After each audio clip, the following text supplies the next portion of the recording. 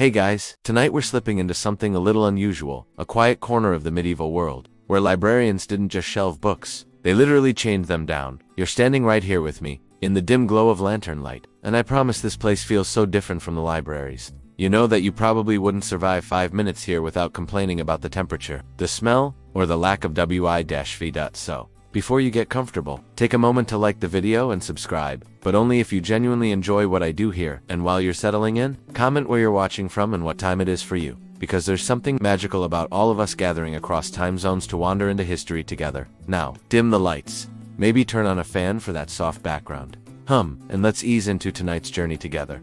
You take one small step forward, and the wood of the ancient door groans behind you, closing with a heavy thud as if sealing you inside a world that hasn't breathed modern air for centuries. Lanterns flicker along stone walls, each flame licking upward like a small spirit trying to escape its brass cage. The gleam spills over rows of wooden desks, short benches, polished smooth by monks' elbows, and most striking books that glint with iron chains tethered to thick bars.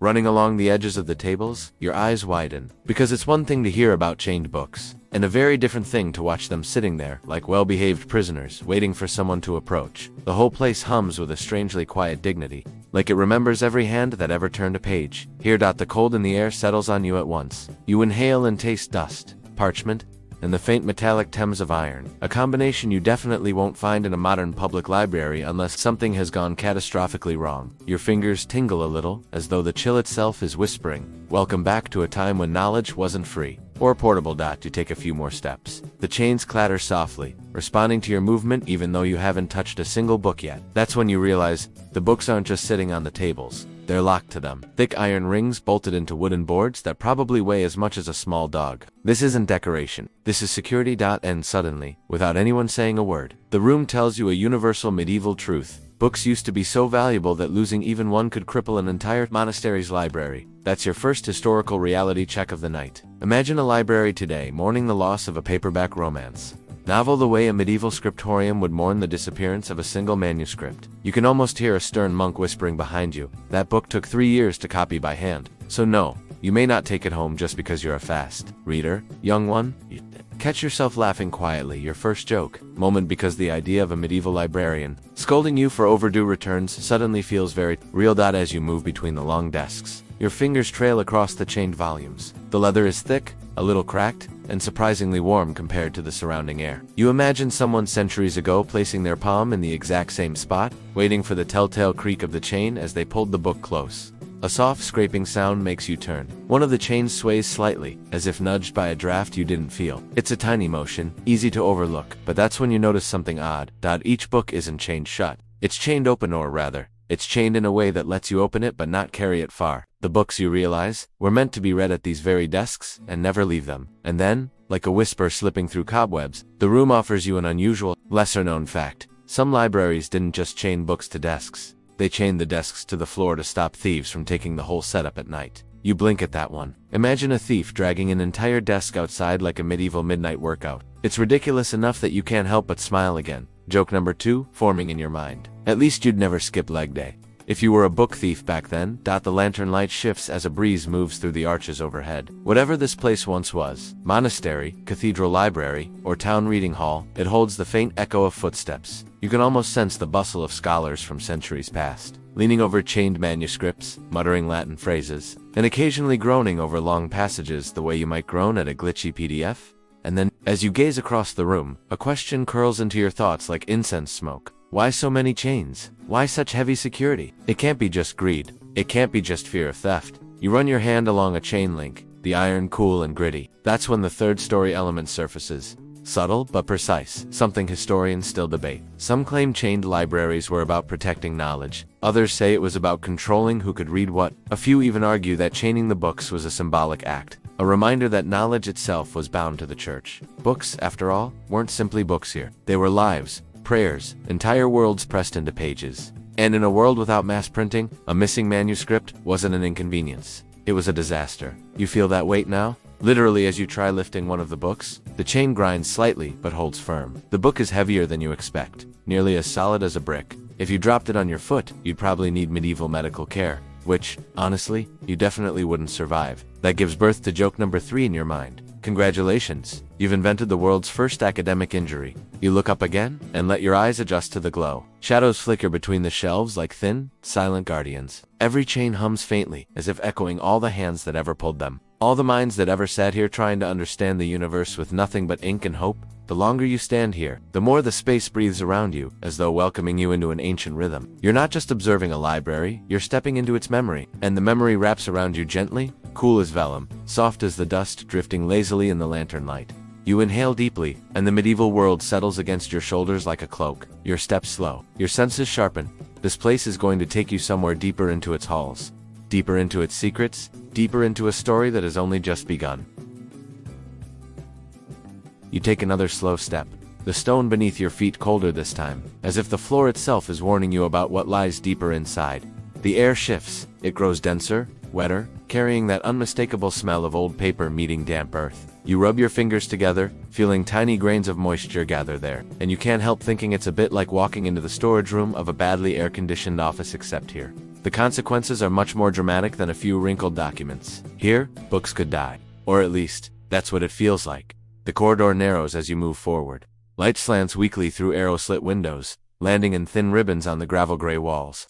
Somewhere ahead, water drips in a slow, echoing rhythm, each drop spaced so far apart it feels like time itself is pausing to listen. You keep walking because the cold pushes you forward. It doesn't let you linger. A draft sneaks past your ear like a whisper, and you swear it murmurs, "Don't stop now." A chain rattles behind you. Just a tiny sound, but enough to make you turn your head. For a heartbeat, you imagine one of the chained books tugging slightly, as though testing the limits of its leash. You shake off the thought.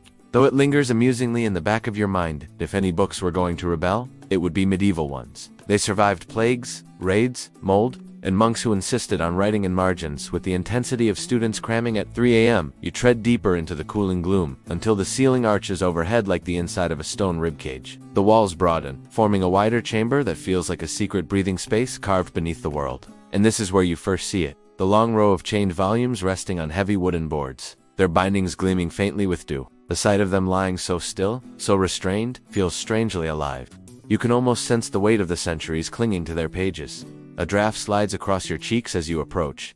The chains clink softly, metal kissing metal. You lower yourself onto your heels and study the way each book is anchored. Thick iron links driven into a carved beam. The final piece, fused into the spine's metal clasp. It reminds you of bike locks back home, except these are somehow even more intimidating, as though the books are prisoners of their own importance. A faint shiver runs through your arms. The chamber is significantly colder than the entry hall. Moisture clings to the edges of the shelves like cobwebs, and a tiny patch of frost blooms near one of the stone blocks. You reach toward it instinctively, then pull back. The cold here feels like it could bite. A thought passes through your mind. How did the monks deal with this? You picture a monk wrapped in layers of wool, nose red from the chill, muttering something grumpy in Latin about how manuscripts are more demanding than actual humans. You let out a small breath that turns into a laugh, quiet but echoing oddly in the chamber's huge stillness. The deeper you walk between the shelves, the more you notice evidence of the monks' fight against the cold. Chalk marks line the walls, symbols measuring humidity changes, or maybe attempts to diagnose where water seeped in. Bits of beeswax remain stuck in old metal sconces, relics of candles burned late into freezing nights. A few leather book bindings are stained darker at the bottom, as though dipped in fog, and hanging from a hook near the far wall is something even more surprising, a thin sheet of hammered bronze. At first you think it's a mirror, but no, it's a crude humidity gauge, one that flattens or curls depending on the air's moisture. Crude but clever. You drag your fingertips across a tabletop. The wood is smoother than the others, worn down by countless scholars leaning over texts, warming them with breath, shielding them from drafts with their sleeves. It strikes you suddenly. This wasn't just a reading room, it was a battleground. Fought not with swords or flames, but with temperature, moisture, and time. You hear a low creak. Slowly, you look to your left. One of the chains shifted because the book moved, but because a drop of water landed on the metal and slid its way down, making the link quiver. Still, the sound feels like a book trying to sigh. You stifle a smile. You're beginning to feel comfortable with how alive this place is, but then you notice something stranger on the floor near the base of the shelf. Sand. Not scattered randomly, but in deliberate, neat patterns. Curving lines, grid-like ridges, almost like someone raked it. Your first thought is monks performing stress relief rituals. Medieval Zen gardens. But then you recall something more practical. Sand trays were used to absorb humidity. They were set beneath books or near walls to draw moisture out of the air. Some monks even stirred the sand daily with small wooden tools, claiming it helped wake the dryness. A few historians are still arguing about whether this was superstition or genuine preservation science. You crouch to examine one of the trays, imagining the quiet scrape of a monk's tool against sand every morning. You rise and continue deeper, tracing the lines of the thick stone columns. Your breath fogs as you walk. Another joke tickles your mind. If you'd brought your phone, you could probably refrigerate food just by placing it on the stone floor. Medieval cold storage, courtesy of architectural incompetence, or maybe brilliance. Ahead you find a heavy wooden shutter slightly ajar. Through the gap, a sliver of outside air slides in a mix of damp soil and unpredictable weather. You push the shutter slowly, and it groans like an unhappy ox. Beyond it lies a narrow ventilation shaft sloping sharply upward.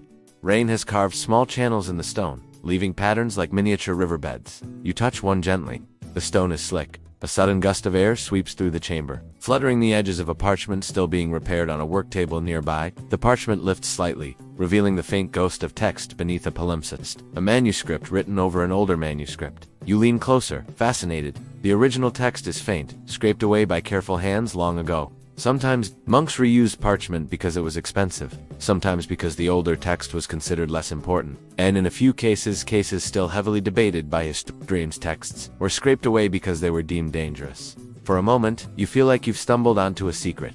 The cold air tightens around you, as if urging you to keep moving, to not linger too long on forgotten whispers. You keep walking until the chamber opens into a long, narrow hallway, lined with shelves raised slightly off the floor. You glance down and understand why. Watermarks stain the lower stones. This place flooded once, maybe several times. The chains on these books are fixed higher, almost at chest level, to keep the manuscripts above potential waterline. The ingenuity is impressive. If a bit desperate, you imagine monks sprinting through here during a storm, robes flapping, scrambling to rescue books before the water stole them away. You picture one monk slipping, sliding wildly across the stone floor like someone trying to save their laptop during a sudden rainstorm. The image makes you snicker quietly before you stifle yourself. Even echoes feel sacred in this place. And as your laughter fades, you sense the quiet in a new way, not empty, but full. Full of years, full of choices. Full of people who fought dampness and darkness with ink, chains, and stubbornness. You rest your hand on a stone pillar and breathe in the cold. The air feels old, but not unfriendly. More like a guardian who has seen everything and still stands watch. And as you step further into the corridor, the cold follows, wrapping around you not as a warning this time, but as a guide leading you deeper into the strange, meticulous, half-forgotten world where books were precious enough to be chained, and the weather itself was an enemy worth outsmarting. You continue on, your footsteps soft, the air humming faintly with the whispered memory of centuries. You linger beside the last bend of the cold stone corridor, and the air shifts again, warmer, somehow softer, like someone just exhaled centuries of patience into the room ahead. Your steps grow slower without you meaning to. The way you might slow down when approaching a sleeping pet you don't want to wake. The faint scratching sound you heard earlier returns. A delicate rasp that makes the hairs on your arm rise, not out of fear, but out of that deep, instinctive awareness that so many have repeated this gesture thousands of times before you ever existed. You move closer, and as you cross the threshold you finally see them. Rows of cowled figures sitting at heavy desks, each bent over a manuscript so carefully illuminated that the gold leaf glints even under the low, flickering candlelight. The room feels warmer because so many candles burn at once, each flame trembling as if whispering its own prayers into the margins. You smell old parchment, beeswax, iron gall, ink, and something faintly herbal, maybe lavender the monks tucked under their sleeves to stay awake. Honestly, that might be the medieval version of a coffee shot. You freeze when one of the monks looks up at you, not angry, just amused, like he knows you have no idea how this place actually works. And he'd be right, you truly don't. You step closer, hearing the gentle clink of a chain each time a monk shifts his book. Even in this room, the books remain tethered, as if reminding everyone that knowledge here is precious, fragile, and not to be taken lightly. One monk beckons you closer, and you lean in. His hands are ink-stained so deeply it looks like the color has lived there for decades, and maybe it has. You imagine him dipping his quill again and again, the way modern students click their pens compulsively before an exam. But unlike pens, a quill doesn't click to let out stress. It simply requires more patience, which is definitely not ideal for anyone with shaky hands. After too much monastery wine, he points to the page he's copying. It's a religious text, though not one you immediately recognize. Lines of looping script so perfect they look printed. Except you can see where each stroke thickens and thins with the rhythm of his breathing. You watch the feather tremble in his hand as he writes, and then you notice something else. In the margin, right below the paragraph he has just finished, there's a small note, messy, hurried, written in a different hand. You squint and realize it's a curse. Alliterao, Curse. Something along the lines of, may the thief's hands wither if he steals this book. The monk follows your eyes, and he chuckles softly. He dips his quill again and whispers to you, almost people think monks never had bad days. Then he gestures at a nearby shelf where dozens of manuscripts sit open, each with its own scribbled threats. Some threaten illness, some damnation. One implied that any thief would be reborn as a donkey. It's comforting to know medieval pettiness was alive and well. If you've ever wanted to write, do not touch my leftovers on your lunchbox. You'd fit right in here. You move along the row of desks, watching as one monk carefully mixes pigments. He grinds minerals with practiced motions, blues from lapis lazuli, reds from cinnabar, greens from malachite. The dust clings to his fingers in vibrant smudges, as if he's holding pieces of a rainbow hostage. The colors glow vividly under candlelight, and you can almost hear the echo of distant trade routes, camels and desert heat. Ships rolling through stormy seas because these pigments traveled more miles than most people alive at the time ever would. As you watch, he takes a thin brush and paints a delicate vine around a capital letter. The gold leaf shivers in the warm air. You remember Section 2's cold halls and marvel at how different this room feels. Here, the atmosphere is almost tender. Still, for all its beauty, the room hums with strain. This isn't a hobby, it's a duty, a life's commitment, and that's when the historian in your brain perks up, whispering its usual curiosity. This labor, this world of copying was essential, because the great fire of ancient libraries taught everyone how fragile knowledge can be. You've heard of the burning of the Library of Alexandria. Of course, that tragedy still lingers as one of the most famous cultural wounds in history, but a lesser-known fact reaches you like a cold finger on the back of your neck. Some medieval scriptoria were built partially underground, specifically to reduce fire risk and to regulate temperature, so the ink wouldn't crack or bleed. Yet even with all this caution, accidents still happened. One monk motions you over to a desk where a book lies open to a page decorated with a stunning full-color illustration, an angel with wings, outspread in shimmering gold. But there's something odd. The tail of the angel's robe doesn't quite match the rest of the painting. It's brighter, newer. The monk explains that several generations of scribes worked on this single book. One died before it was finished. Another added notes. A third corrected the Latin grammar with a small frustrated sigh, now frozen forever in a marginal line. Historians still debate whether these layered manuscripts were intentional, collaborative projects, or simply the result of unfinished work, passed along like a family chore list. As you walk, you hear a sneeze echo sharply through the hall. Every monk startles. You glance around, unsure what you missed. Then you see a smudge of ink splattered from the sneezer's hand onto his manuscript. A collective sigh rolls across the room like an annoyed wave. The poor monk looks like he wants to dissolve into the floor. You feel for him. You've been there. One wrong move and your entire school assignment looks like an ink explosion. At least your teachers didn't threaten you with divine judgment for sloppy handwriting. You notice how the monks warm their hands over candles before writing. Their fingers must stay flexible, even a slight tremor could turn a sacred text into unreadable chaos. And then you notice another small detail. A strip of weighted parchment tied to a string beside each desk. It's a line guide, a medieval ruler, used to keep the columns straight. Without it, everything drifts. A tiny tool, almost invisible, yet essential. You think about how many tiny, unseen things hold your own modern life together. Passwords, chargers, coffee spoons, and suddenly feel a little less superior to these ancient scribes. The monks continue their work, their voices low and rhythmic. You hear murmured prayers, the faint drag of quills, the distant rumble of thunder outside. A storm gathers over the stone walls, and you can feel the chill creeping back in. But here, the candlelit warmth persists, a soft glow against the world's uncertainties. You take another slow breath. The scent of ink settles into your clothes, and the quiet concentration settles into your bones. You move on, deeper into the scriptorium, chains rustling faintly at your side, and the manuscripts seem to watch you leave, pages fluttering slightly as if exhaling. The storm outside grows louder, and you step toward the next doorway, ready for whatever waits in the shifting dark of the library ahead.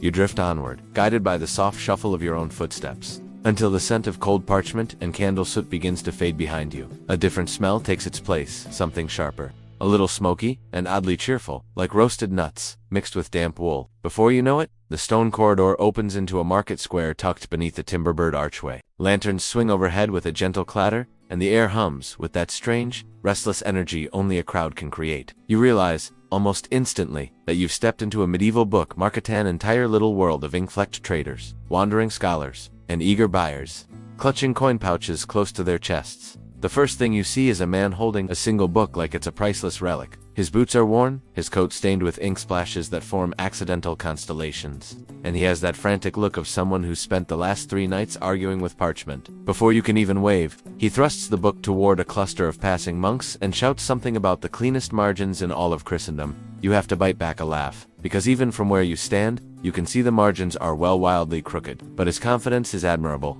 and you're suddenly grateful the modern world doesn't require you to cold sell your homework assignments on the street. You wander closer, letting the market wrap around you. Every stall is overflowing with scrolls, loose sheets, bound volumes, and even some wax tablets that look suspiciously used. One seller stretches a piece of vellum between his hands to prove its strength, and the sound it makes somewhere between a creak and a sigh sends a pleasant shiver through your spine. Another merchant dips a quill into a pot of shimmering gold ink, describing how each bottle contains a touch of sunlight. He gives you a wink as if he knows it's complete nonsense. But nonsense sells, and he's in the mood to profit.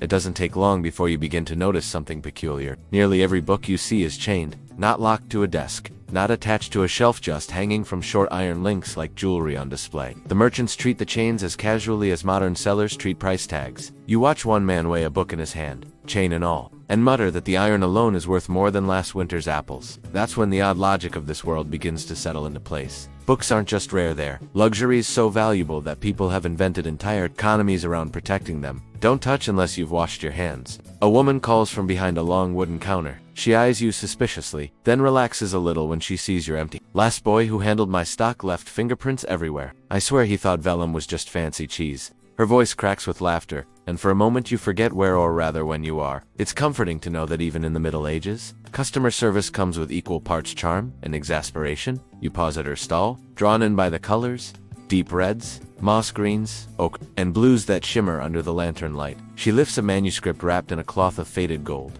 This one, she says softly, was written by a scribe who could write perfectly straight lines without any ruled guidelines. She taps the edge lovingly. Some say he could have written in the dark. Then she leans forward.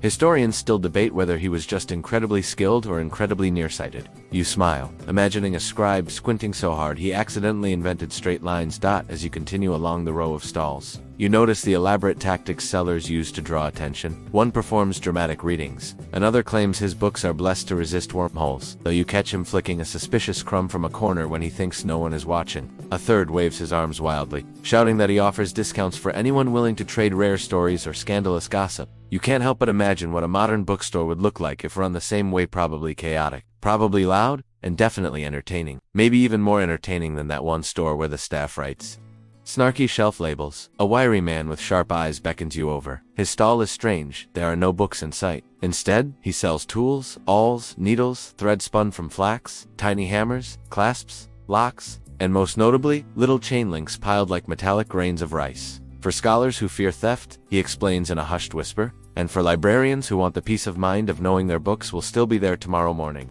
He taps a chain thoughtfully. Some people think the chains make books heavier, I say, and here he grins. They make knowledge harder to escape. It's such an unexpectedly poetic line that you feel it settle into your bones. You drift back into the main path, watching a group of students huddled together over a price list. They argue so loudly you can hear every word. One insists that a book of geometry is worth the cost of a goat. Another says no book is worth more than a single chicken. A third demands a refund for a book he bought last year, claiming its diagrams are haunted. You wonder for a moment if they simply don't understand geometry, or if the diagrams truly are unsettling. The medieval mind is full of surprises. After all, a sudden burst of commotion pulls your gaze toward a distant stall. There, a merchant is waving his arms frantically while a red-faced customer shouts accusations of fraud. You edge closer and overhear that the book in question is supposed to be a commentary by a famous philosopher, but the customer claims it's just a laundry list written in particularly fancy script. The merchant defends himself passionately, insisting the philosopher also did laundry, which technically might be true. No one seems convinced. Someone in the back mutters that historians still debate whether the philosopher even lived in this region. You quietly decide this dispute is above your pay grade and drift away before anyone notices you eavesdropping.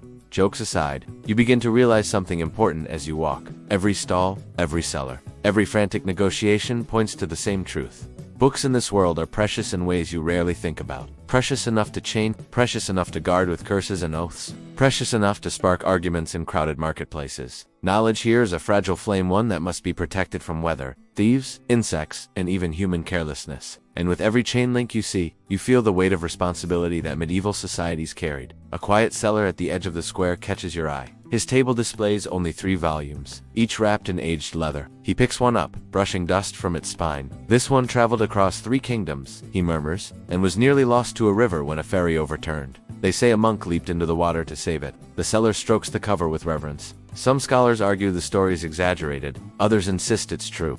He shrugs gently, but either way, the book survived. You feel warmth bloom in your chest at that simple miracle dot as the market begins to quiet. Lantern flames flickering softer. You notice the sky darkening through the archway. People start packing away their wares, wrapping books in cloth, securing chains with leather straps, and storing ink pots carefully as though preparing for a long winter's night. You take one last slow breath, letting the scents and sounds imprint themselves into your memory. Ink, vellum, candle smoke, laughter, debate, and the metallic clink of tiny chains. When you finally step away from the market and back into the dim corridor of the library, you carry with you a new understanding. Books here are not just objects, they are survivors, travelers, investments, and sometimes even pieces of someone's soul. And as you walk deeper into the shadows, that realization settles over you like a warm cloak. You follow that lingering scent of cold parchment and iron until it folds into something warmer, heavier, almost animal-like. You're still moving through the same corridor, your fingers brushing along the stone as if it might steady you in this strange century. When a low, rhythmic thudding drifts out from behind a half-open wooden door, you pause, your breath catching for a moment. The thudding comes again, metal on wood, deliberate, patient, almost like the heartbeat of the library itself. And before you realize it, your feet are pulling you toward the sound. The room you step into is dim, but compared to the icy halls outside, it's welcoming in its own rugged way. Heat radiates from a giant forge tucked into one corner, spilling a soft orange glow over rows of tools. Thick leather lies stretched across tables, smelling of tannin and smoke. Hammerheads sparkle under firelight. It takes you a second to understand where you are, but then a monk looks up from his bench and gives a small nod, like he's been expecting you. This is the bookbinding workshop, the secret heart of the chained library.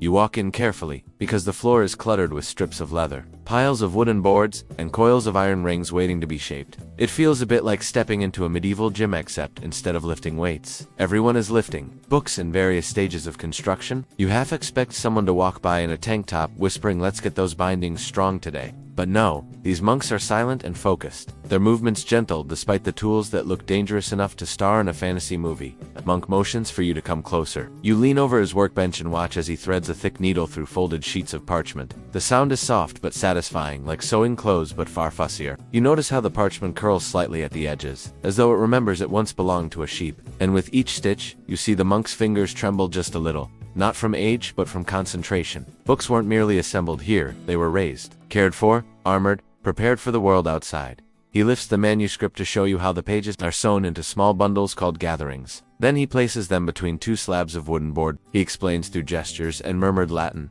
thick, heavy oak. Because in a world where thieves could sneak in after Vespers and slip away into the night, even the covers needed to be tough enough to slow them down. You touch one of the boards with a fingertip. It's cool, smooth, and unexpectedly solid, as if this book, before it even has words inked inside it, already knows it has a long life ahead. Another monk calls you over. He stands beside a vat of dye, the liquid inside almost black. He dips a strip of leather into it, pulls it out, and the fumes waft into your nose, sharp and sour. It stings in a way that reminds you of the time you tried a DIY project with cheap glue and instantly regretted it. But here, this smell is history, patience, preservation. He rubs his fingers along the leather to test its softness. This will become the book's skin, its cloak, a layer to protect its precious insides from moisture, mold, and frankly, grubby medieval hands that weren't exactly acquainted with hand sanitizer. You move deeper into the workshop and hear another clang, this one more forceful. A blacksmith monk is shaping metal plates. The iron glows bright as he strikes it with absolute precision. You blink, surprised, because you weren't expecting bookbinding to involve sparks and fire. Yet here he is, forging corner plates and clasps. And then he holds up one long, oval Lincoln iron chain link, the same kind that will later keep a book tethered to a reading desk,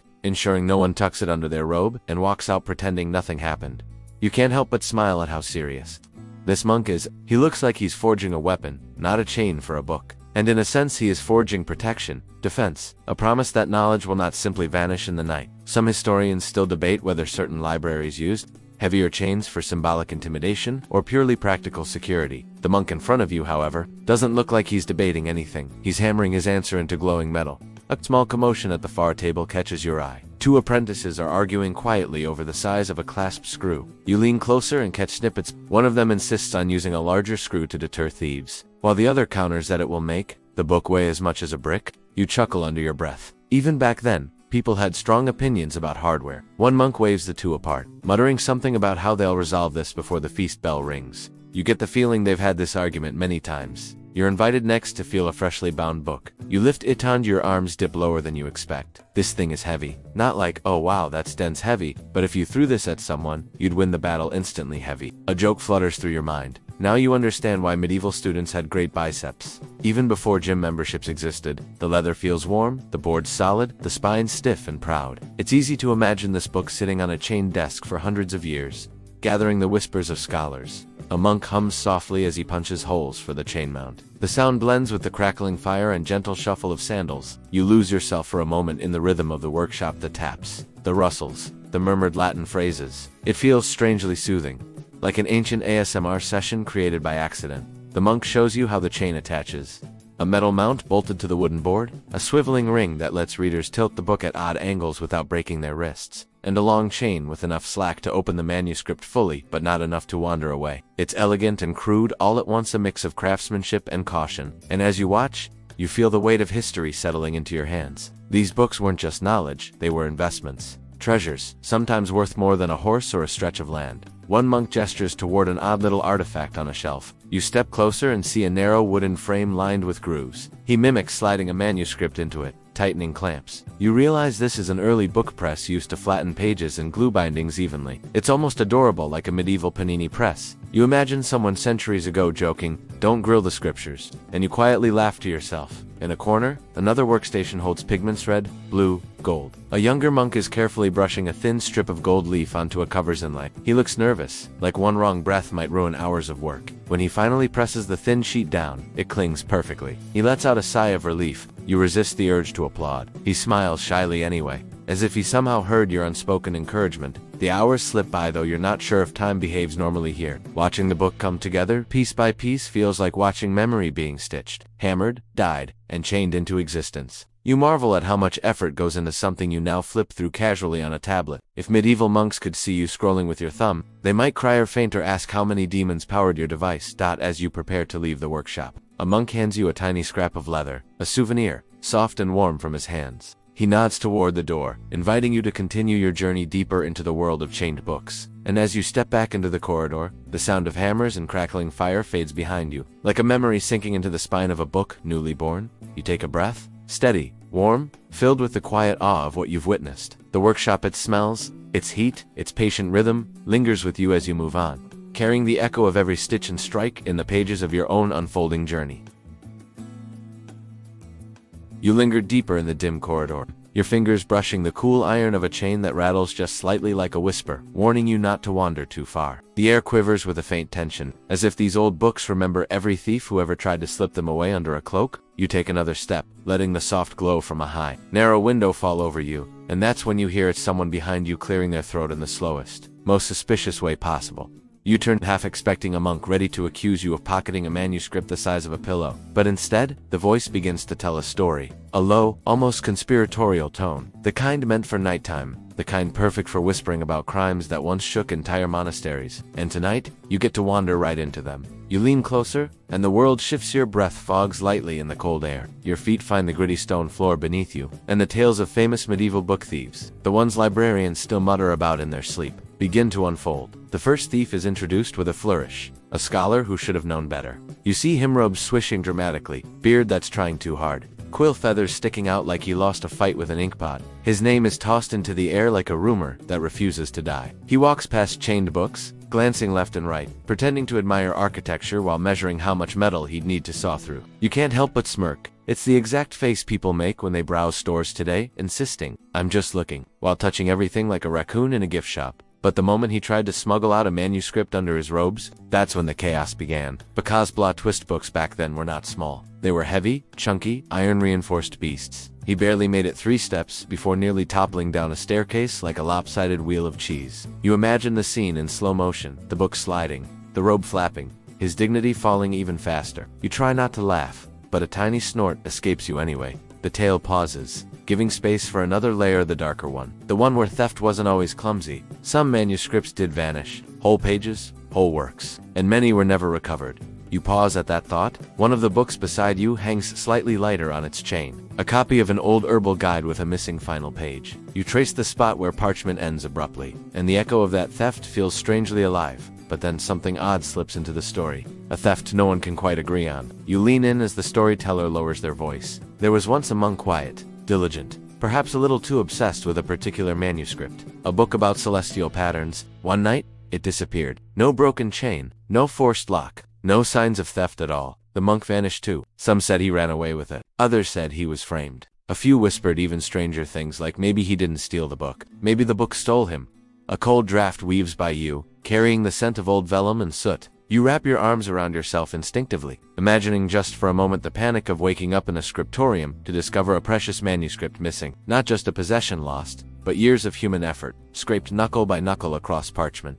You walk further. Another story begins. This time, it's a student young, desperate, and apparently convinced he was starring in a medieval heist film. He didn't try to steal a whole book. He tried something sillier. He cut out a single page he needed for an exam. A single page. The result? A triangular hole shaped like his panic. When confronted, he claimed the book had always been like that. Even you can't help whispering, "Bro," under your breath. The storyteller chuckles softly, and your shoulders relax a bit. Yet another story rolls in, like fog. A nobleman once ordered his servant to steal a manuscript for him because apparently it wasn't unethical if you weren't the one physically stealing it. Medieval logic is wild sometimes. The servant botched the job, tripped over a lectern, and got tangled in chains like a cat attacking a roll of yarn. You picture the scene, manuscripts swinging, chains clinking, monks shouting, and this poor servant wrapped like some tragic medieval burrito. You cover your mouth to hide your grin, but not all tales stay light. You come to a pedestal at the center of the room. A single book rests, its chain broken long ago. A replacement chain hangs nearby,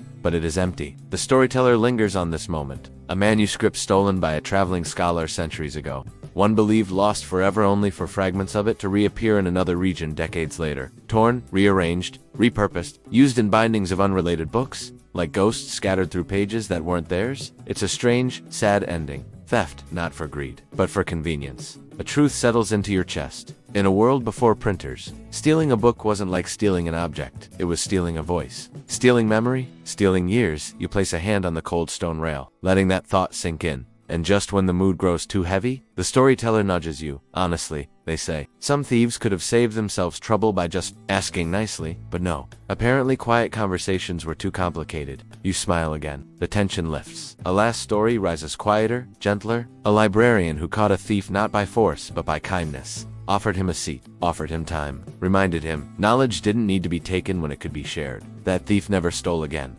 Instead, he became one of the most devoted copyists the library ever had. You breathe slow at that one proof that even in hard iron clinking places, grace carved its own small paths. You step back now, surrounded by chained books glowing under the lantern light, each one a survivor of countless hands, thieves, storms, and schemes. You feel oddly protective, as if these stories have gently wrapped themselves around you like the chains once wrapped around the books. You sigh, soft, content, ready to follow the corridor onward, because the library hasn't finished with you yet.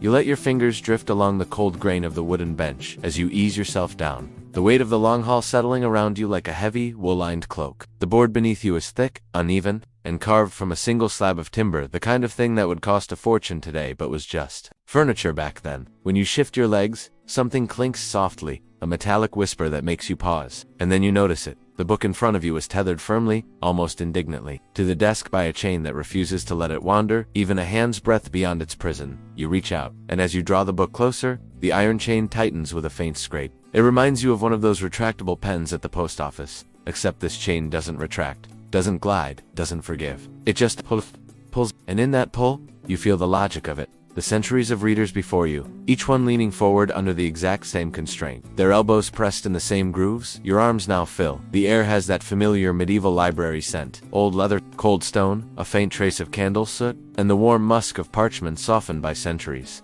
And as you breathe in, you sense that this bench, this chain, this whole wooden and yarn contraption isn't just furniture, it's a system, a design, a protective instinct carved into architecture.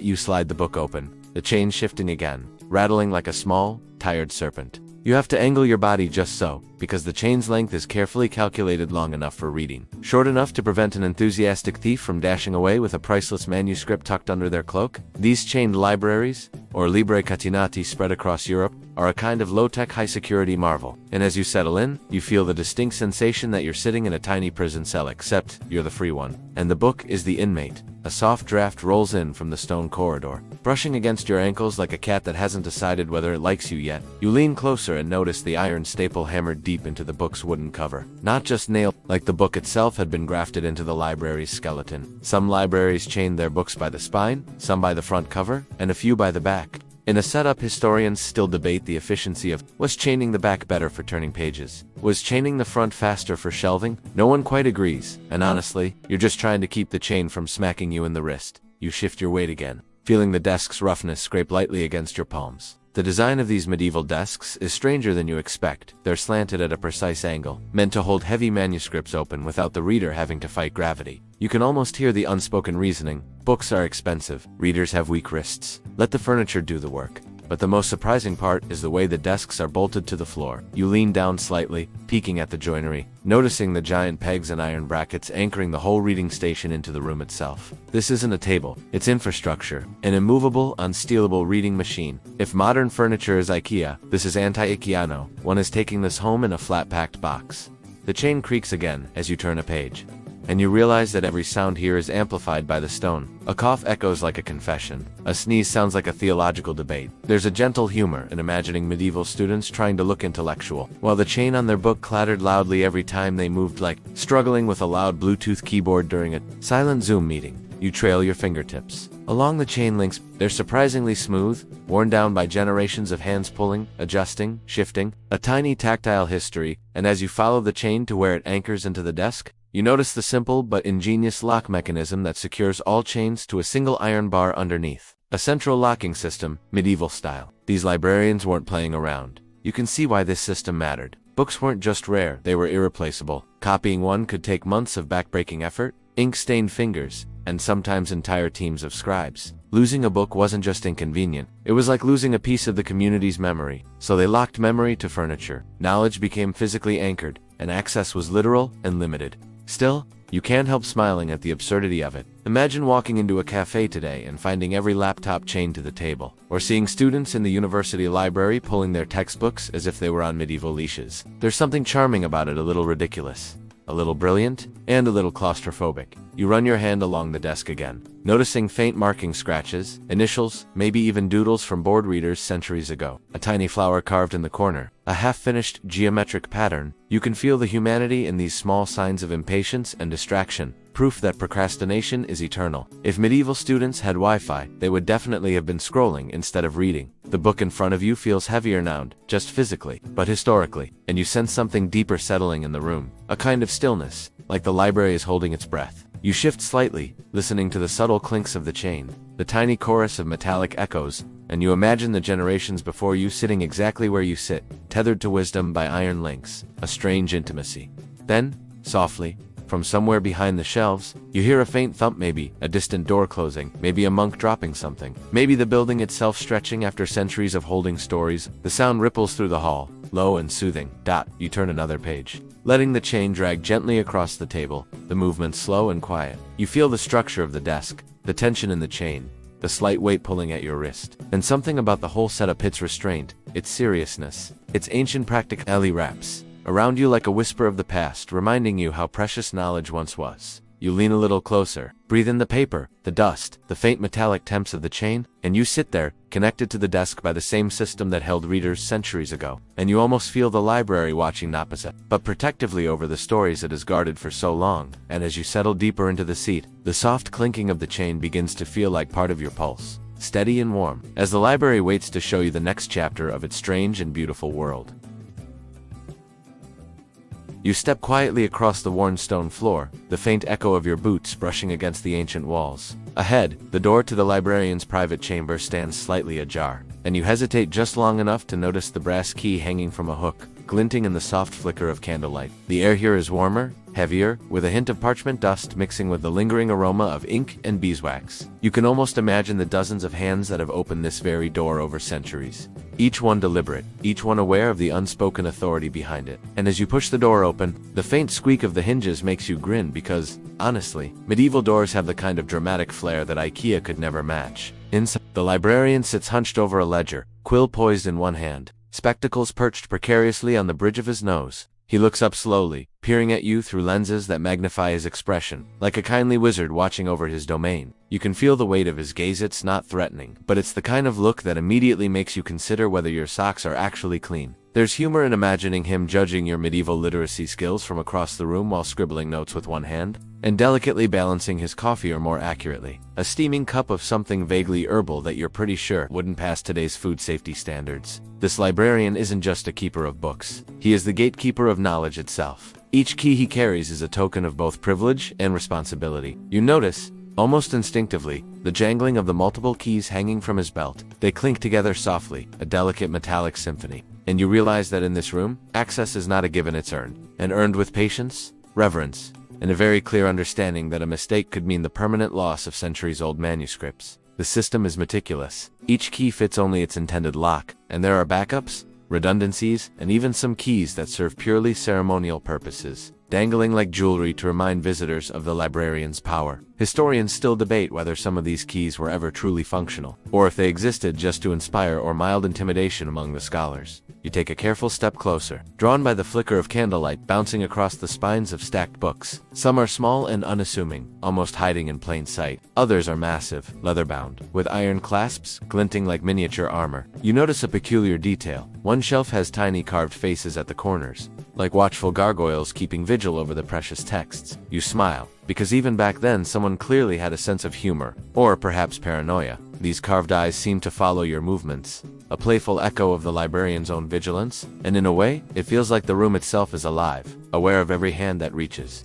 Every page that might be turned to hastily. The librarian gestures for you to approach the main desk. You obey, curious, and as you lean in, you see the peculiar assortment of items scattered across its surface. There's a quill in a carved holder, ink pots of varying sizes, a tiny magnifying glass, scraps of parchment with notes and careful looping script, and a small carved figurine of a monk holding what appears to be a tiny scroll. It's hard not to chuckle quietly at the miniature statue, imagining it scolding the books for being too difficult to read, or perhaps reminding the scribes to behave themselves. These little artifacts, tucked among functional items, offer a glimpse into the personality of someone whose life revolves entirely around manuscripts, chains, and keys. You find yourself wondering whether the librarian ever talks to the figurine when no one else is watching, like a quirky companion during late-night cataloging sessions. As your eyes adjust, you notice the shelves behind the desk, which seem impossibly full, yet perfectly organized. Each book rests in its precise place, some tethered with short chains, others simply locked behind small iron doors. The locks themselves are works of art, with delicate patterns etched into the metal, functioning as both security and decoration. You reach out to run your fingers along one of the chains, and the cool metal sends a shiver up your arm. The librarian,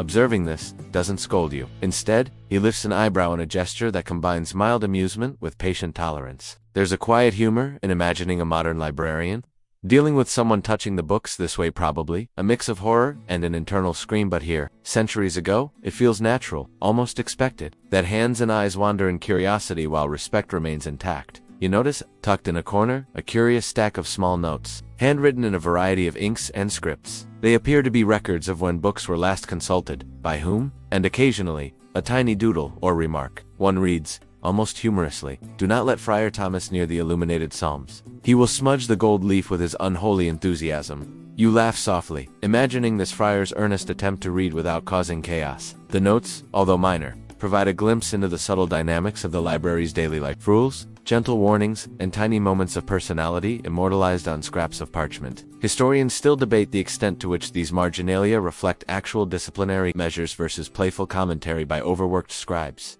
The librarian finally speaks, his voice low and soothing, a contrast to the metallic jingling of his keys. He begins explaining how each book is assigned a guardian key, how chained desks interact with the central locking system, and how even in times of turmoil, these measures were carefully maintained. You imagine this scene in a more modern setting, a security guard whispering detailed protocols about laptops, tethered to every desk in a university library. The absurdity is charming, and you can't help a soft chuckle at the mental image. And yet, beneath the humor, there is a profound seriousness. The medieval librarian's vigilance preserved knowledge through centuries of wars, fires, and forgetfulness. Without them, countless works might have been lost entirely. Your attention drifts to a small, locked chest on the side of the desk. The librarian notices your interest and smiles faintly, almost conspiratorially. He lifts one key from his belt, jingling softly, and demonstrates the mechanism. The lock clicks open with a satisfying, deliberate sound, revealing an assortment of rare parchments, each delicately wrapped. You lean closer, feeling the weight of the centuries, the subtle textures, and the faint scent of old ink. Handling these artifacts, or even observing them, feels intimate, as though you've stepped into a secret conversation between time and knowledge. And yet, there's a playful caution here. One false move and centuries of effort could be compromised. A reminder that even the tiniest gestures mattered in this carefully constructed ecosystem.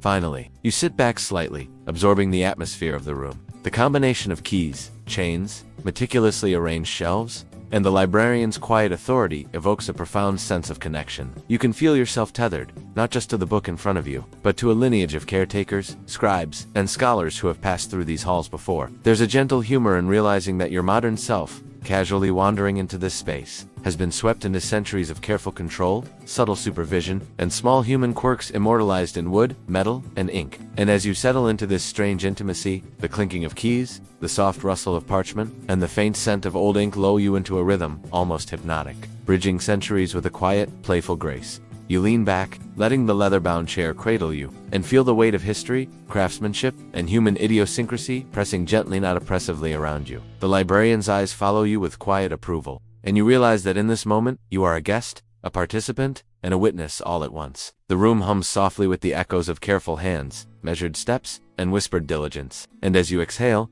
you notice that even the tiniest movements, the turn of a page, the shift of a chair, the subtle jangling of a chain feel like part of a living, breathing rhythm. A gentle reminder that knowledge is not just preserved but nurtured, tended, and sometimes quietly entertained by those who watch over it.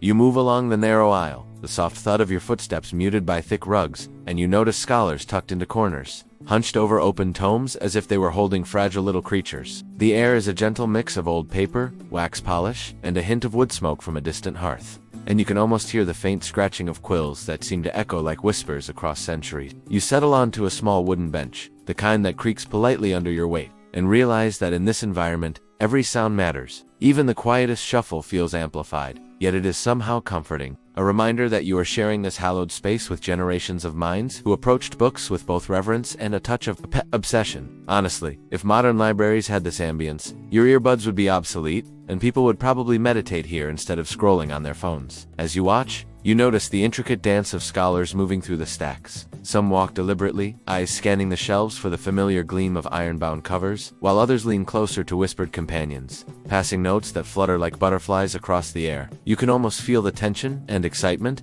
in a library where books are literally chained. Claiming one's temporary access feels like a small victory. A few students tug at volumes that are heavy with leather and iron, and you can't help a soft chuckle, imagining them trying to hoist a book into their lap with the same determination. You'd need to wrestle a sleeping dog off a favorite chair. And yet, there is a rhythm, an almost hypnotic cadence to their movements, as though the library itself is teaching the art of patience and quiet endurance. You notice a peculiar rule in action, the law of precedence in seating. Each scholar seems to know instinctively which benches belong to whom, as if the furniture itself remembers decades of usage. When a young novice reaches for a seat already claimed by a senior scribe, there's a subtle exchange of glances, a silent negotiation, and a gentle shuffle of papers that resolves potential conflict without a single raised voice. You smile softly because the negotiation reminds you of waiting for your turn at a crowded cafe. Except here, the stakes involve priceless manuscripts and the faint threat of a disapproving glare from a watchful librarian. Historians still debate how strictly these informal rules were enforced, but what you see is a graceful ballet of respect,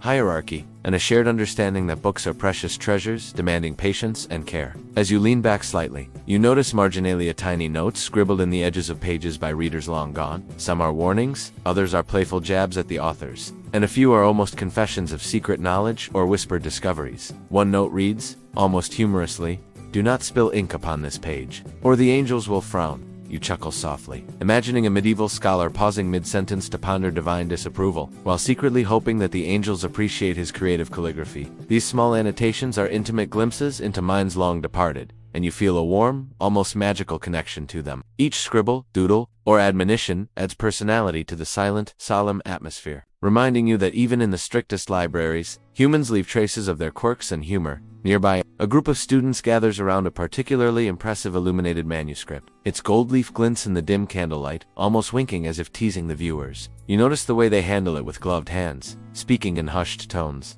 occasionally pointing to elaborate illustrations or carefully crafted letters. There is an almost theatrical quality to the scene. The book itself becomes a performer, captivating an audience of scholars who sit cross-legged on the floor or stand reverently, eyes wide with admiration. You quietly appreciate the dramatic flair, thinking that if this were a modern lecture hall, it would be like watching someone present a PowerPoint with glitter and 3D animations, but infinitely more mesmerizing and tactile. And yes, you whisper to yourself that you'd never manage that level of patience with your smartphone notifications buzzing in your pocket. As the day progresses, you notice subtle competitions emerging. Who can find a particular reference fastest? Who remembers the exact location of a marginal note? Who can cross-reference texts with the precision of a clockmaker? It's like a game, but with much higher stakes. One wrong move and someone risks losing precious research time, or worse, disturbing the delicate balance of order in the library. You imagine the expressions on their faces: concentration, mild panic, relief, familiar emotions, but magnified by the sense of historical gravity. You can't help but smile as you picture a modern student trying to replicate this, juggling a laptop, earbuds, coffee, and a stack of printouts, utterly unaware of the quiet rigor required in this serene medieval sanctuary.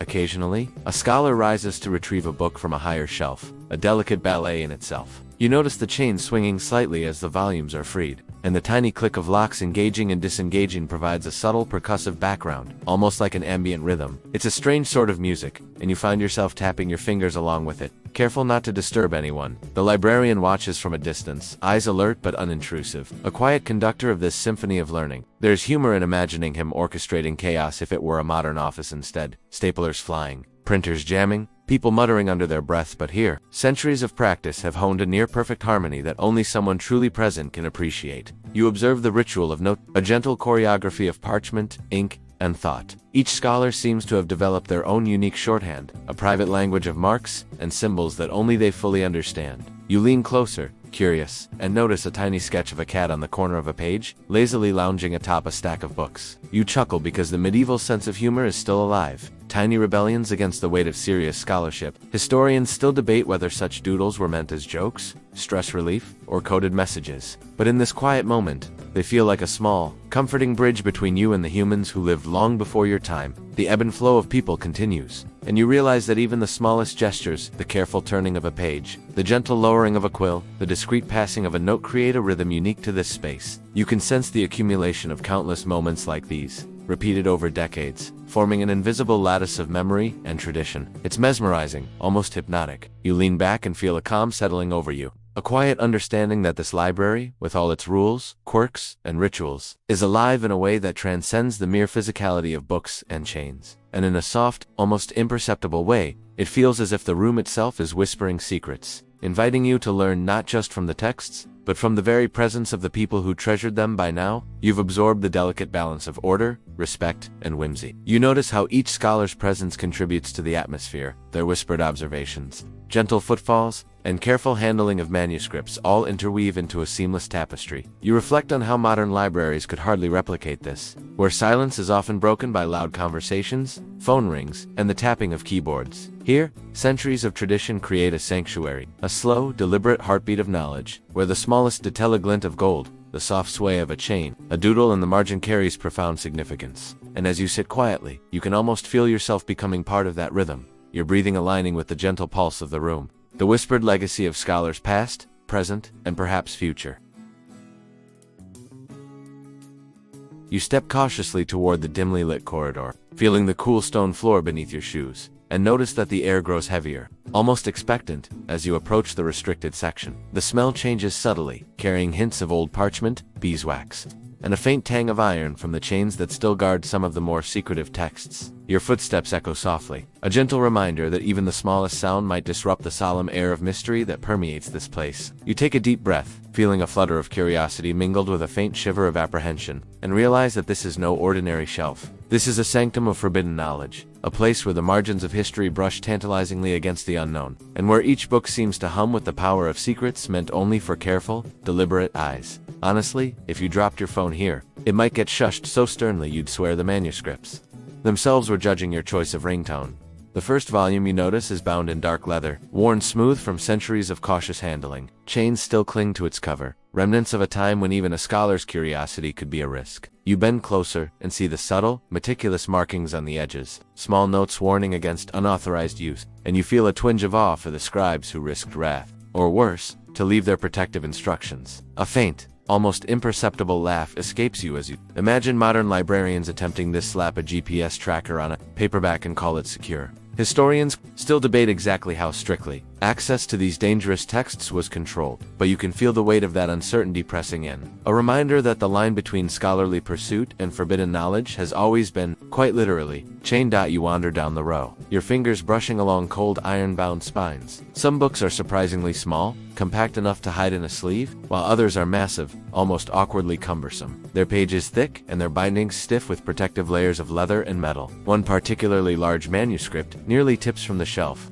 and you reach out instinctively, catching it with a soft clang of chain against wood. You chuckle softly at the absurdity. Here you are, centuries later, nervously studying a book that has already survived fires, floods, and the occasional monk's clumsy elbow. These volumes have stories beyond the text, tales of preservation, devotion, and sometimes sheer stubbornness against the passage of time. A small, intricately carved wooden door catches your eye, slightly ajar, revealing a shadowy alcove filled with manuscripts bound in faded velvet and inked with meticulous care. You step closer, noting the gentle flicker of candlelight reflecting off tiny gold leaf accents, and you feel a strange intimacy, as if the books are inviting you to peer just a little closer, but only carefully, cautiously, because they are treasures that have survived on the edge of human curiosity for centuries. You notice a tiny note tucked into the spine of one, almost hidden, warning readers in a flourish of Latin that misuse may result in misfortune or divine displeasure. You laugh quietly to yourself, imagining medieval students cautiously whispering about the curse of the cursed codex, while secretly hoping for just the slightest thrill of danger in an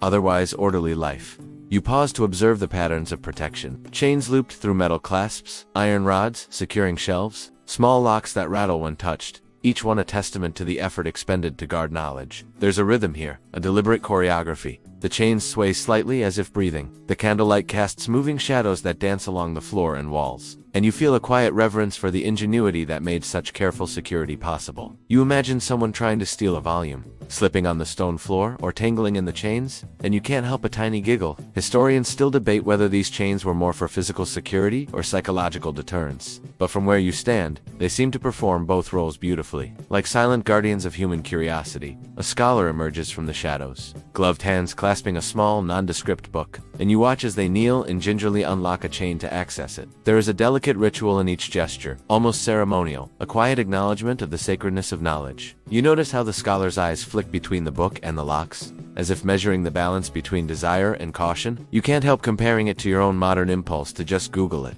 A fleeting, almost comical thought that reminds you how differently we interact with information today. Here, each page turned is a deliberate act, a careful negotiation between reverence and curiosity. As you continue to explore, you stumble upon a curious little corner, a collection of pamphlets, sketches, and treatises on subjects that are oddly specific: chemical experiments, secret medicinal recipes, astronomical tables so precise they make modern calculators blush. You notice a tiny drawing in the margin of a human figure, contorted in an exaggerated pose as if illustrating the folly of arrogance and learning. You chuckle softly, imagining that someone, centuries ago, leaned over this very page and whispered a joke about the physics of human anatomy, hidden forever in the margins. Some of these details remain mysteries. Historians still debate whether these illustrations were humorous commentary, didactic warnings, or subtle coded messages. You marvel at how the combination of caution and creativity has given these texts a personality all their own. The hum of quiet study continues around you, the soft rasp of quills, the gentle turn of pages, the barely perceptible sighs of concentration. You feel yourself being drawn deeper into this rhythm, your own breath slowing, attuning to the measured cadence of a world where every sound is amplified by the intensity of focus. You notice the interplay of light and shadow, the way the flickering flames seem to animate the books themselves, and you feel a gentle thrill in this quiet theater of knowledge. A small iron-bound volume winks at you with gold accents, catching the candlelight, and you realize that the boundaries between the observer and the observed are delightfully blurred here. In a strange, comforting way, you feel included, as though you've been entrusted with the privilege of simply being present. By the time you settle into a soft nook between two heavy shelves, the atmosphere has transformed completely. What once seemed intimidating now feels intimate, a hidden world of human ingenuity, whimsy, and careful preservation. You watch a scholar delicately lay a manuscript down, relock the chain, and step away, leaving the book to rest as if it were breathing in its own time. The sight brings a soft smile to your lips, a quiet recognition that even the most forbidden texts exist within a web of care, attention, and patience. You think of modern libraries again, and you feel a gentle longing for just a fraction of this attentiveness, where the physicality of books is revered as much as the knowledge within them. And as you exhale, you realize that the subtle thrill of the restricted section, its hush, its shadows, its deliberate rituals has left an indelible imprint on your awareness, a gentle echo that you carry with you as you step back into the lighter corridors of the library. You step out of the hushed corridors of the medieval library and find yourself on a wooden dock, the planks creaking softly beneath your feet, each groan echoing over the gentle lapping of water. The air smells of salt, timber, and the faint musk of wet rope, and you notice the horizon shimmering with the promise of a slow, winding journey across a wide river. You follow a crew of porters and scholars who are carefully loading volumes into a small, sturdy vessel. Each manuscript is handled with meticulous attention, wrapped in oilcloth, nestled in padded crates, and secured with chains, iron clasps, and even wax seals. You can't help but marvel at the absurdity of it all. Imagine a modern delivery driver trying to explain why a box of books needs its own personal security detail, complete with locks, and a librarian giving live instructions. You chuckle quietly, thinking that insurance claims today would be far less dramatic than the tension surrounding these voyages. Historians still debate the exact logistics of how often books were actually lost or damaged in transit, but standing here, you can almost feel the anxiety of centuries past. The boat rocks gently as you step aboard, and your senses fill with the sounds of water slapping against the hull, ropes creaking under strain, and the distant calls of gulls circling above. Each volume seems to hum with quiet anticipation, as if aware that its safety depends on your careful, deliberate attention. You notice that the books are not simply piled haphazardly. They are arranged in a delicate balance, each weight considered, each chain placed to prevent shifting, and every lid secured to protect the precious ink from sudden splashes. You grin at the thought of modern cargo ships hauling containers of books without a single chain. These medieval methods might seem extreme, but they were born out of necessity, and you sense the careful minds behind them. There's even a hint of humor in imagining a medieval insurance agent, if one existed, shaking his head at the crew and muttering about liability. The scholars aboard seem to move in a synchronized rhythm, a silent agreement that nothing, not even a curious toddler in another era, should disturb the fragile cargo. As the boat drifts from the dock, you feel the gentle sway under your feet, a comforting rhythm that almost lulls you into the meditative quiet of open water. You watch the scholars adjusting ropes, securing lids, and checking chains again and again. It strikes you as almost ritualistic, each action performed with the solemnity of a sacred ceremony. There's a strange, almost playful irony in knowing that a simple book could inspire such care, a devotion that rivals guarding a king's treasure. You imagine the conversations on deck, whispers about the stories locked in these pages, and even a soft chuckle escapes you at the thought of a scribe nervously double-checking a chain, muttering, "No, really, this one has secrets." Historians still debate whether some of these precautions were more about superstition than practicality, but the sight here makes the boundary between caution and reverence wonderfully clear. You notice a particularly large manuscript, wrapped carefully and placed in the center of the vessel, almost like the crown jewel of the journey. Its binding is reinforced with thick leather and riveted metal corners, and you feel the urge to reach out, but you stop yourself, remembering the silent tension that governs this floating library. The crew glances around with sharp eyes, and you realize that even the smallest mistake could result in calamity: a spilled drink, a gust of wind, or an inattentive foot could undo centuries of careful preservation. You lean against the railing and watch the river unfold before you, thinking of the contrast to your usual modern commute, where the worst hazards are traffic jams and bad coffee. There's a humorous absurdity in imagining a medieval librarian standing on this very boat, scolding a distracted sailor for leaning too close to the manuscripts, as if the fate of kingdoms depended on one mislaid page. And, of course, historians still argue about how much stress and drama these shipments actually involved versus the orderly records that have survived. The journey carries you past low banks lined with reeds, past the occasional fishing village, and the water stretches open, glittering under a gentle sun. You watch the interaction of wind and water, imagining the anxiety of those centuries ago, hoping for calm rather than storms. The books are weighed down with chains and leather straps, yet the movement of the boat reminds you how vulnerable these treasures were to a sudden tilt or an unbalanced crate. You notice one scholar checking the oilcloth wrappings with careful fingers, then looking around, almost as if asking the river itself to behave. You quietly smile at the thought, picturing modern GPS alerts beeping with the same nervous energy that these scholars must have felt as they whispered about precious manuscripts drifting over water. Historians still debate which rivers were safest and whether certain routes were considered cursed, but the care and attention evident here seem indisputable. A sudden splash from a passing or sends ripples across the deck, and your heart flutters ever so slightly as you see water lapping near the edges of a crate.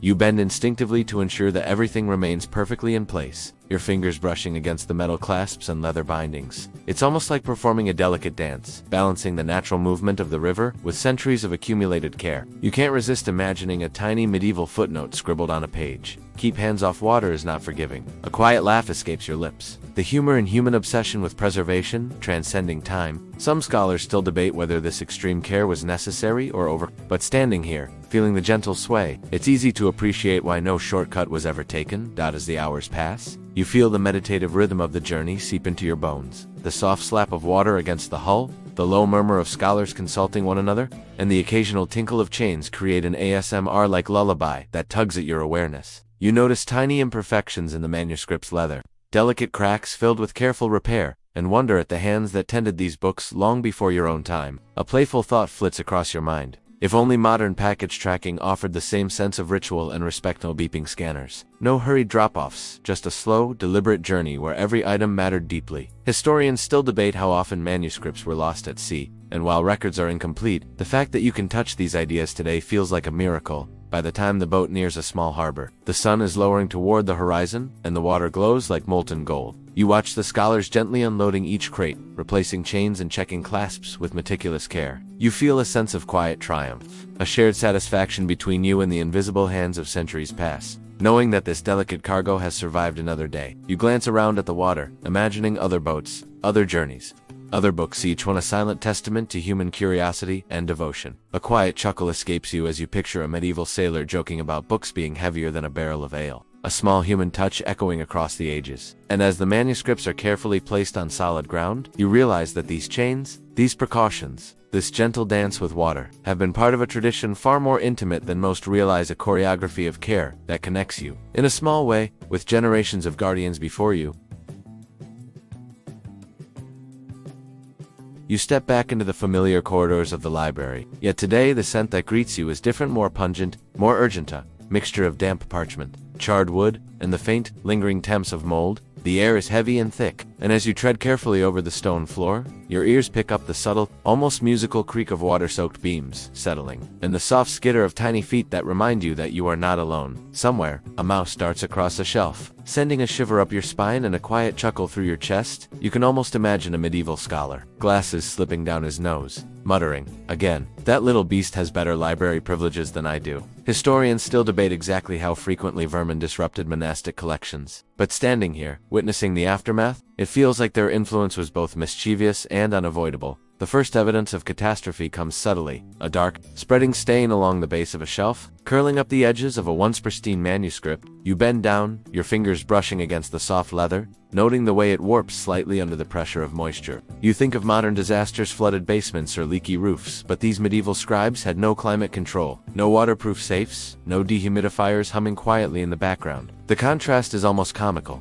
as you picture a modern librarian, armed with gadgets and sensors, staring at this scene with wide eyes and a resigned sigh. And yet, the ingenuity of the medieval solution is quietly humbling. Books chained, elevated, sometimes even placed on stone platforms or in niches above damp floors. Ingenious for their time. Some historians still argue whether these measures truly prevented disaster, or if they were elaborate displays of ritual precaution. As you move further, you come across a shelf that has clearly seen a brush with fire. Charred edges peek out from the bindings, blackened ribbons of vellum, curling as though trying to escape the memory of flames. You inhale the smoky scent, and imagine the chaos that must have ensued. Monks and scholars racing through hallways, chanting prayers as they carefully extricated volumes from destruction. Your mind drifts humorously to the modern fire alarm, so unceremonious, so loud, so completely lacking in heroic chanting or suspenseful tiptoeing, but you suppress the giggle, knowing that in this era, each rescue was a matter of both faith and sheer human perseverance. Historians still debate which fires were accidental versus acts of deliberate arson, and standing here, the ambiguity of history feels almost tangible beneath your fingertips. A sudden tremor underfoot signals a shifting stack, and instinctively, you reach out to steady a row of books, your fingers grazing chains and clasps still intact despite the damage. The interplay of resilience and vulnerability fascinates you. The way water swells, leather, metal rusts quietly, and yet these artifacts survive centuries later. You imagine the frustration of a scribe finding pages warped, ink running, and yet, with meticulous patience, repairing the damage, stitching vellum, and carefully reapplying gilded embellishments. The modern mind might liken this to restoring a water-damaged smartphone, though of course the medieval touch is infinitely more patient, infinitely more reverent. Historians still debate how widespread these repair efforts were, and whether some manuscripts were beyond saving in their day. As you weave through the aisles, the soundscape shifts subtly. The skittering of mice grows more prominent, coupled with a distant dripping that echoes like soft percussion. You notice small piles of grain scattered in corners, tiny feasts for the creatures of the night tan. Think of the irony that, while humans went to great lengths to protect books from thieves, these little intruders were far less predictable. You allow a quiet laugh to escape,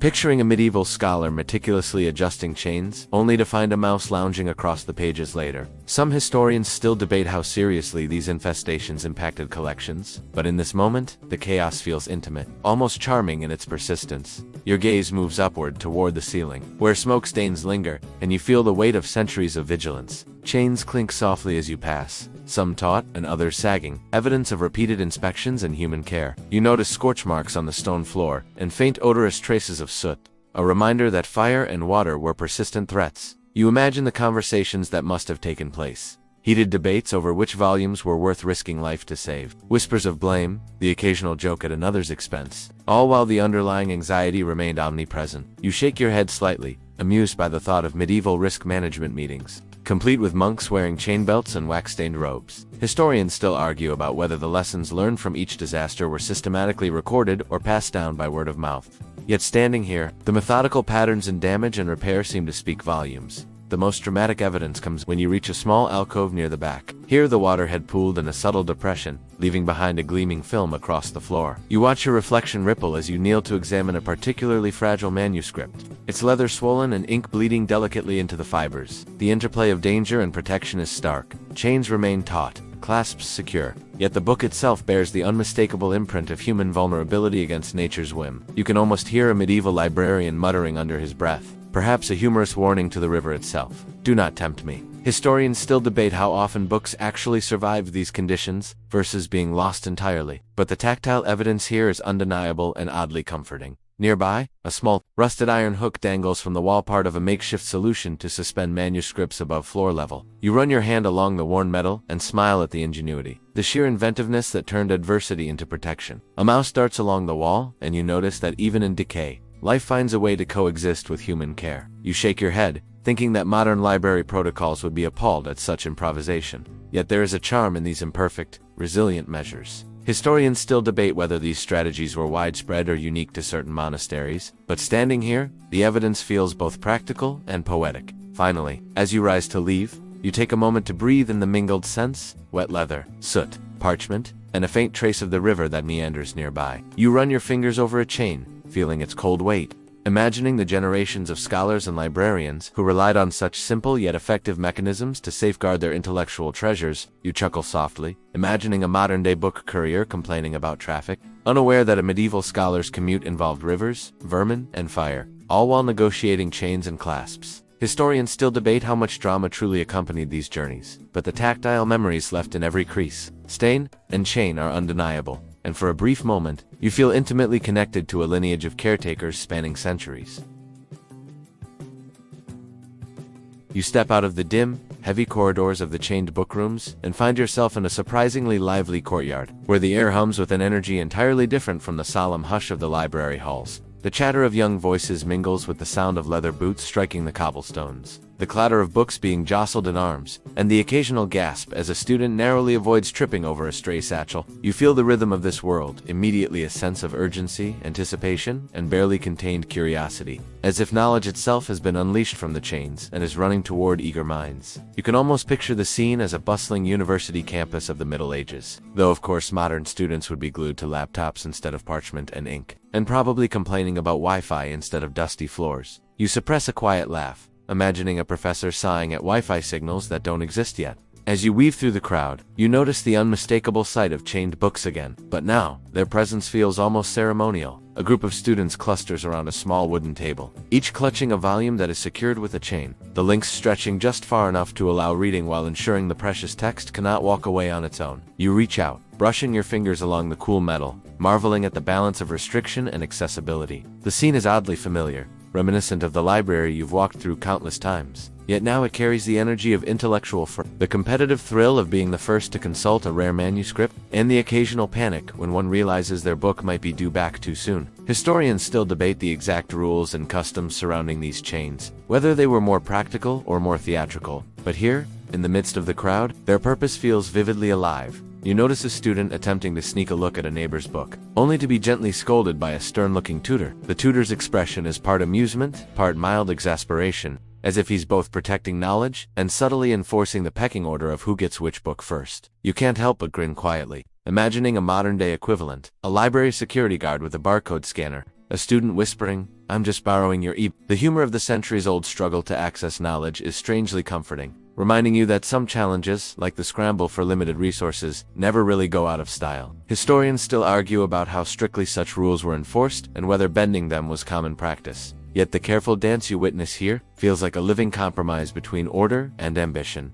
The university buildings rise around you, with their Gothic arches, narrow windows, and stone staircases curling like ribbons into shadowed upper floors. You hear the faint echo of chanting from a distant hall, perhaps a reminder of the monastic roots of these institutions, blending with the more secular, energetic bustle of students hurrying to lectures. You pause for a moment to observe a tutor explaining a complex astronomical diagram, using gestures and a piece of chalk to trace the paths of stars across the parchment. A student tries to interject with a question, prompting a light-hearted, exaggerated sigh that earns a few stifled giggles from the others. You feel an almost tangible tension between rigorous study and youthful mischief, a dynamic that seems timeless. Historians still debate how the curriculum of these early universities balanced theology, philosophy, and the liberal arts. But standing here, it feels like every subject is alive, every lesson a story unfolding in real time. Moving closer, you see a small cluster of students negotiating access to a particularly prized manuscript. Chains clink as they stretch across the table, clasps clicking under careful hands. And you note the polite but firm gestures that establish whose turn it is next. You think of modern students queuing for limited computers or textbooks,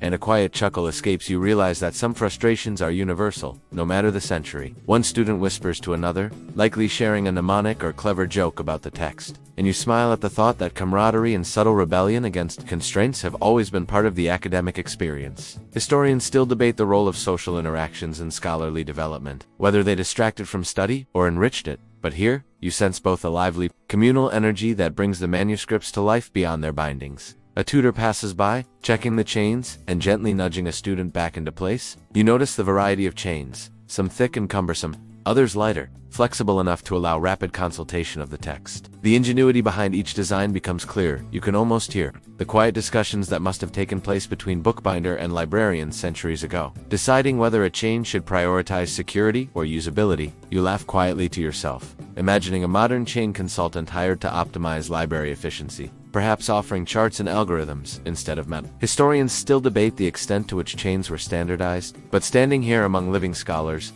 the practical, adaptable designs feel immediately intuitive. Your gaze drifts to the upper floors, where students climb narrow staircases 2 by 2. Balancing manuscripts and pens with careful precision, you notice the worn stone steps, polished by countless footsteps over decades, maybe even centuries. A faint breeze carries the scent of ink, dust, and the earthy aroma of the stone, mingling with the faint hum of distant conversation. You reach out, feeling the textured walls, and can almost sense the ghosts of earlier learners, perhaps scribbling notes in the margins or sighing over a difficult passage. You imagine a modern classroom, starkly different yet fundamentally similar, students navigating technology, schedules, and each other's ambitions, while the essence of curiosity remains unchanged. Historians still debate how connected early universities were to monastic traditions versus civic influence. But here, the blend is seamless, almost poetic. At last, you find yourself leaning against a windowsill, observing a scene of quiet negotiation. A student carefully handing a chained manuscript back to a tutor, who inspects it with a gentle yet precise gaze. You hear the soft click of a clasp being fastened and feel a sense of rhythm, of order restored amidst a day of intellectual adventure. You smile at the interplay of authority and independence, realizing that this choreography has been repeated countless times, a ritual as precise as it is subtle, each movement carrying meaning beyond the simple act of lending or returning a book. Historians still debate whether these rituals were codified in writing or lived tradition, but the harmony of practice is undeniable. You finally step back, taking a deep breath,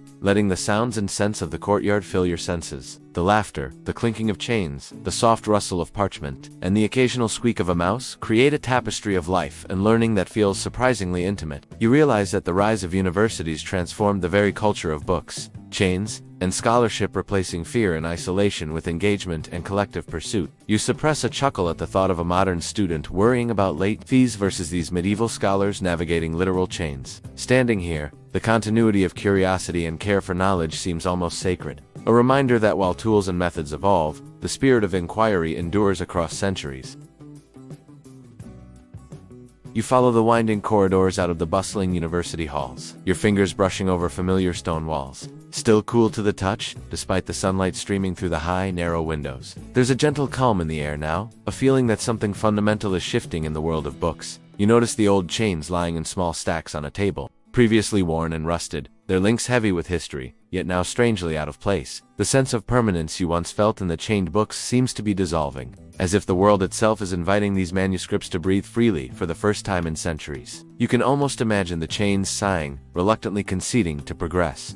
Much like a sleepy cat finally moving aside for you to sit, a soft chuckle escapes you. You picture medieval librarians shaking their heads, wondering why anyone would ever dare release their precious iron-bound treasures. Historians still debate exactly when and why these chains began to fall out of favor. But standing here, the shift feels inevitable. You walk past shelves that once seemed like mini fortresses. Some shelves are now partially empty, with gaps where chained books used to dominate their wooden domains. Students, no longer careful to maneuver around rigid chains, pick up books with the ease of modern convenience, turning pages as freely as if they were leafing through a well-loved magazine. You reach out, running your hand along a spine that had been liberated from its metal constraints decades ago, noticing the smoothness of the leather and the faint, familiar scent of ink, slightly mellowed with time. There's a surprising intimacy in this freedom, a tactile pleasure you didn't quite anticipate, as if the books themselves are breathing a quiet sigh of relief. You suppress a quiet laugh, imagining the chains tossing a tiny tantrum in some invisible, ghostly corner, muttering about responsible readers and respecting bindings. Historians still debate how widespread the removal of chains was at first and whether certain institutions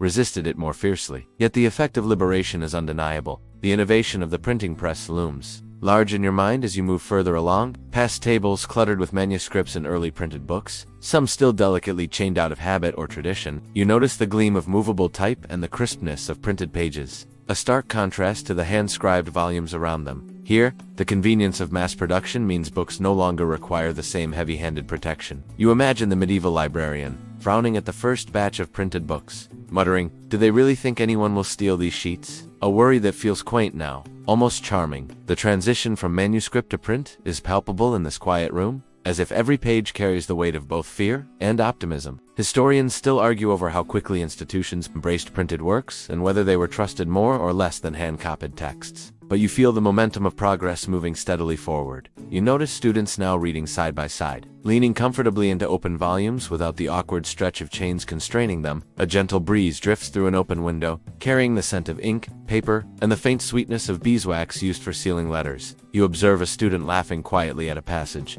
no longer worried that their enthusiasm might jostle a heavy chain or pull a binding apart. There's a subtle magic in this ease, a newfound intimacy with knowledge that wasn't possible when every turn of a page required careful planning and bodily contortion. You think about how modern classrooms, with their digital tablets and endless scrolling, might envy the tactile delight these students feel. You stifle a smile at the thought of medieval students comparing notes over their liberated books, debating what's best, freedom or nostalgia. Historians still discuss the cultural impact of free access to texts on learning styles and intellectual growth, but you sense it in every whispered conversation and shared page. Walking further, you notice how book storage itself evolves in subtle ways. Shelves are reconfigured, no longer requiring metal fittings to support the tension of chained volumes. The architecture feels lighter, more open, inviting exploration rather than guarding against theft. You brush your fingers along a newly installed shelf, running over polished wood and the faint groove where books now slide freely. You smile at the ingenuity of it, imagining an architect centuries earlier scratching his head, wondering how to marry security with accessibility. The contrast between rigid,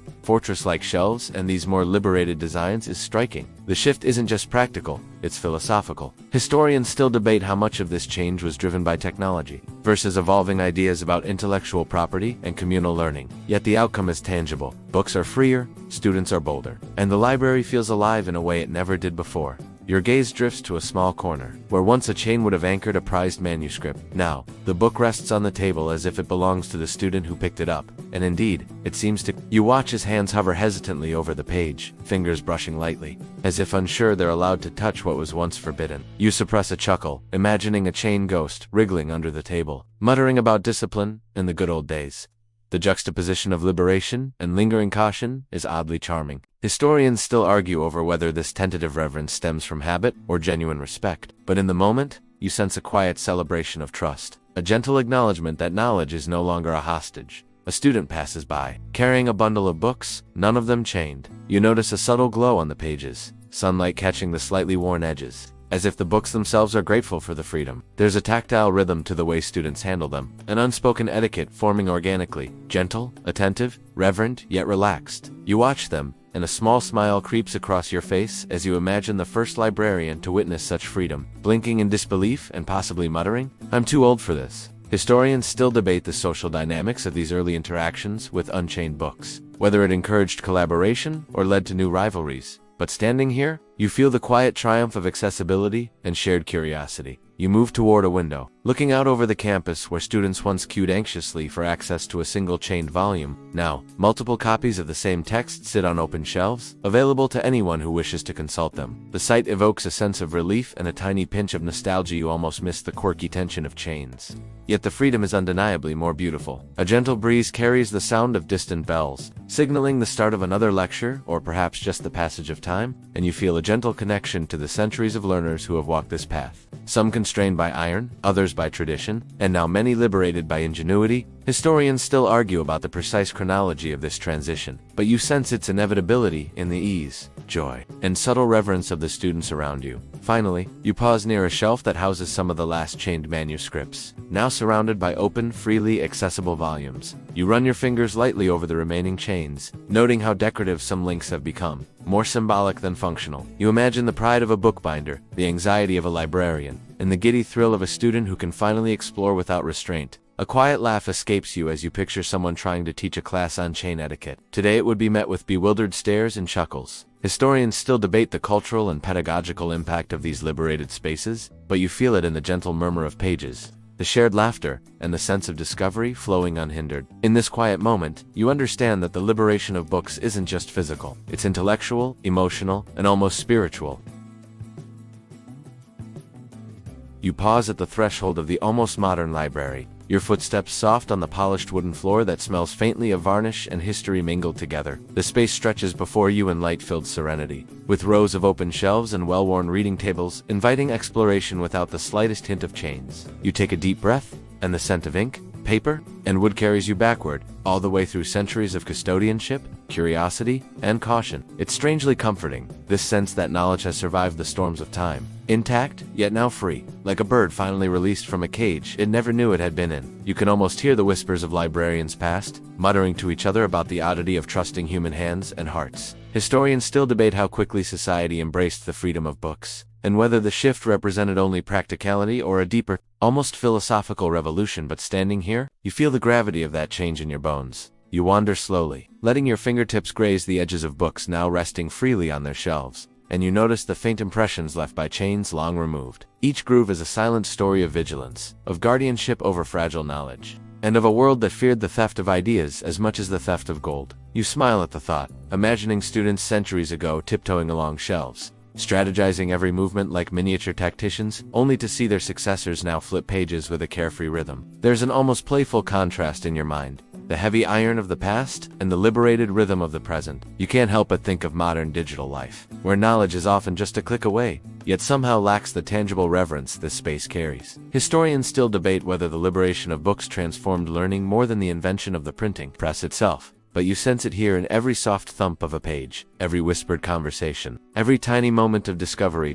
As you move to the center of the library, you notice students clustered around tables, laughing quietly, exchanging notes, passing books back and forth without hesitation. You recognize the joy in their gestures, a human delight in sharing knowledge unbound. Their freedom mirrors a subtle shift in the culture of learning itself. Knowledge is no longer hoarded or confined. It belongs to those willing to seek it, to explore it, to question it. You can almost hear the ghosts of chained manuscripts sighing in relief, happy to be companions once more rather than prisoners of iron.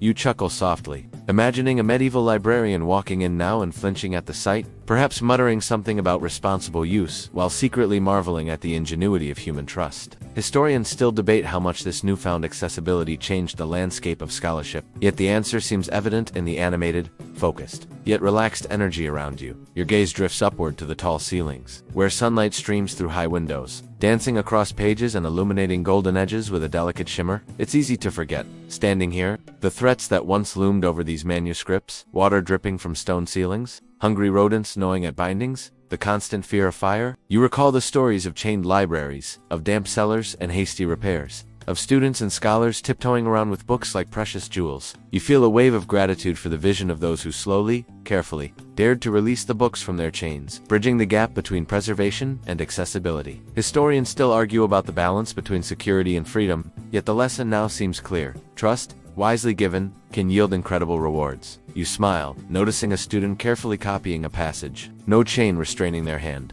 yet careful with each stroke, a quiet echo of the respective centuries past. Walking further, you see a corner dedicated to rare manuscripts, carefully preserved in glass cases. The remaining chains now purely decorative, symbolic reminders of a past era. You think about the tension between security and trust, between tradition and progress, and how each age must negotiate this delicate balance. There's a gentle humor in seeing chains reduced to ornaments, yet also a profound meaning. Sometimes, what once protected us becomes a reminder of what we've learned to overcome. You pause, fingers brushing lightly along a glass edge, reflecting on the countless custodians who struggled, innovated, and eventually dared to let go. Historians still debate whether these symbolic chains are necessary or merely nostalgic, but standing here, you feel their quiet poetry and respect their story. Your steps take you to a reading alcove bathed in warm light, where students lean over books with quiet focus, and you sense the continuity of human curiosity. The freedom to access knowledge, once a radical idea, has become the foundation of learning itself. You remember the hum of chains, the smell of damp parchment, the whispered curses against thieves,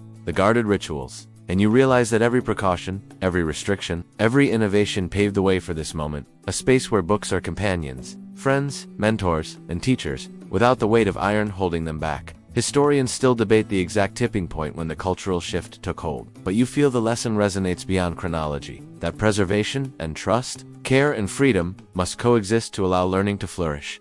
You wander slowly among students, quietly observing their gestures, the gentle turn of a page, the careful marking of a note, the whisper of a question and answer. Each act is a meditation on freedom and responsibility. You think back to the chained libraries, the harrowing stories of theft and fire, the meticulous vigilance of scribes and librarians, and you realize the profound moral embedded in the evolution of these spaces. That knowledge, while precious, gains meaning only when shared responsibly. You can't help but smile at the irony. In centuries past, a chain was the answer. Now, trust, accessibility, and care are the keys. Historians still debate whether the world would have changed as rapidly without this liberation, yet the lesson is as clear as the sunlight spilling across the pages. Finally, you pause at the library's exit, looking back over the expanse of shelves and tables. You feel a soft hum in your chest, a resonance of centuries of effort, caution, and courage, culminating in this freedom. The story of chained books, of water and fire, of cautious scribes and daring librarians, is no longer a tale of restriction but a celebration of human ingenuity, trust, and the eternal pursuit of knowledge. You realize that the chain,